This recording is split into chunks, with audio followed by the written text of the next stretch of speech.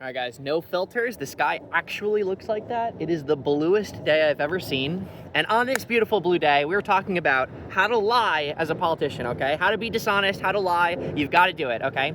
So yesterday I was watching Zohran Mamdani on the Flagrant podcast. It's a master class in how to be a politician. Every single person with political aspirations should watch that Zohran Mamdani video.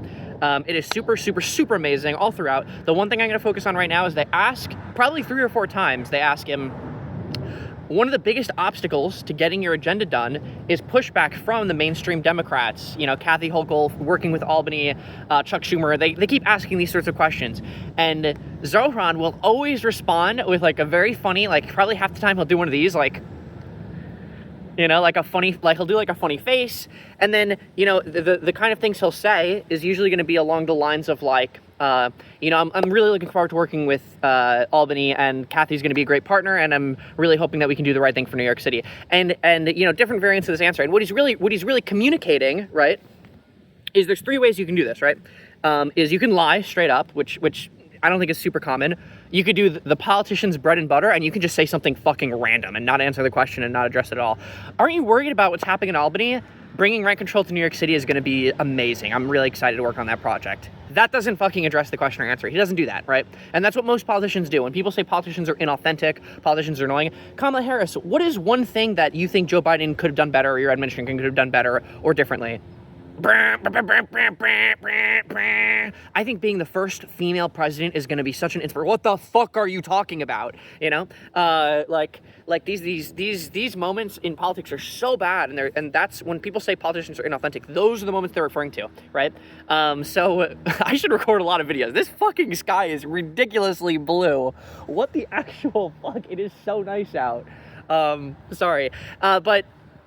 Okay, so that's what people are like. What does Zohran do instead? What he communicates, what he makes clear is, you know, because this question gets asked 4 times, but the sum of it, and then what gets across in a fun, positive way is, listen, you know, I'd love to talk about it, but it's not in the best interest of New York City. It's not in the best interest of our project. It's not in my best interest. It's not in Kathy's best interest. So even though I'd love to talk about it, and I'm super open about everything, it's just not a topic that makes sense for us to talk about in front of this audience, right? That's like the nerd way of saying it, and that's what comes across when he does this.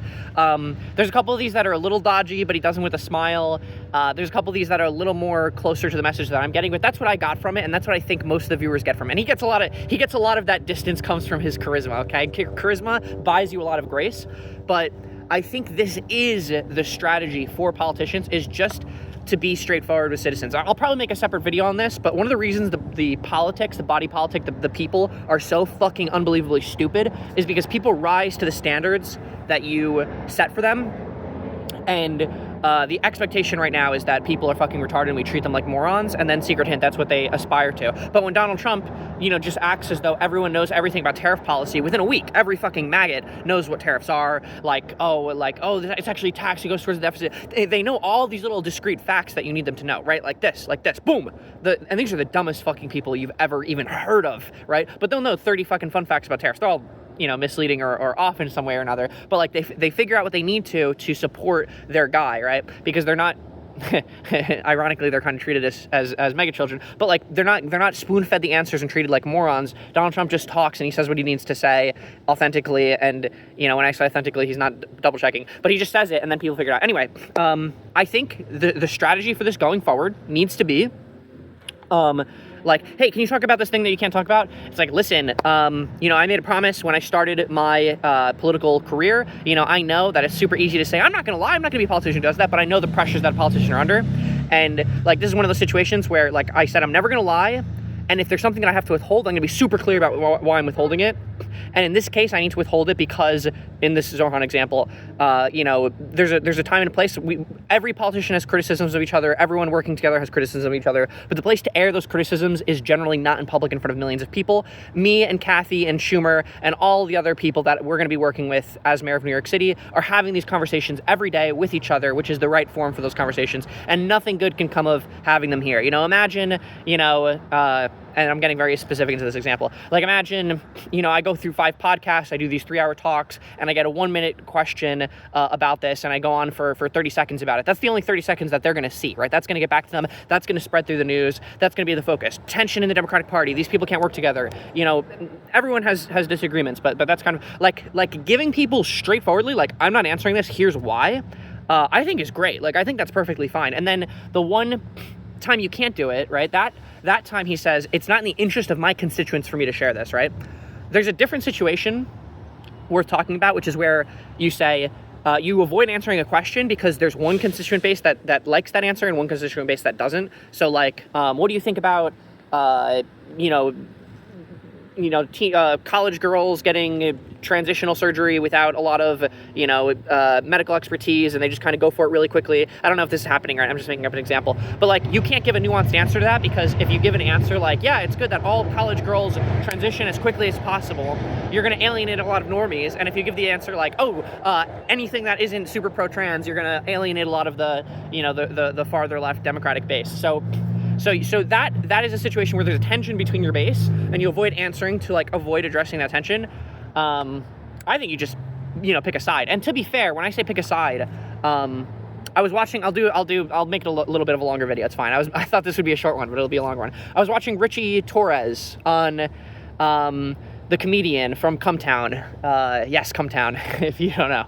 But it was the opposite of the Zohran interview. It is like a epitome of the worst thing that you can do as a politician is like, basically this guy is going on about his grievances about Israel-Palestine, and he's speaking from his experience as an Israeli, as someone who's ashamed of the actions that are going on there, and it's a very deeply emotional conversation. And Richie Torres is like, well, I understand what you're saying, but it's actually the case that, and he tries to, what you need to do, and I feel like this is the way to handle this, is try to create a position that's empathetic to both sides and bring people together in the middle. So, like, what Richie Torres would do in that situation, in my universe, would say something more like, yes, he does have to stake a position and give an answer, and that's hard to do, right? But something closer to like, I am still like a little supportive of Israel. You're correct. That is my position.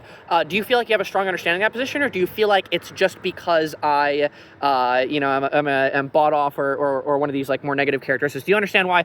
Forget about me. I'm definitely bought off, right? You throw in a joke, right? Yeah, forget about me. But do you know why like other citizens around New York City might feel some empathy towards the Israeli kind of situation there, even though it's been obviously more brutal than we'd hope. But do you know why people have that? Do you feel like you have a strong sense, or do you think they're just genocidal? And then he's going to say, well, no, I actually think they're genocidal. I think like it's going to be really I don't understand. I feel really bad about it. Well, the thing is these people, they grow up, there's 2,000 people killed in a country of X number of people. If you had a cousin die, people are going to get crazy. And they grow up around bomb shelters, right? And I have empathy for the Palestinian people too. They've been locked in this small area for a long time. They haven't had a real government, and they've been under various levels of blockade and embargo from Israel for hundreds of years, and there's a lot to be upset about. I empathize with the Palestinian people, not with Hamas, but with the people, and I empathize with Israel as well. And my conclusion is that Hamas isn't a good partner for peace.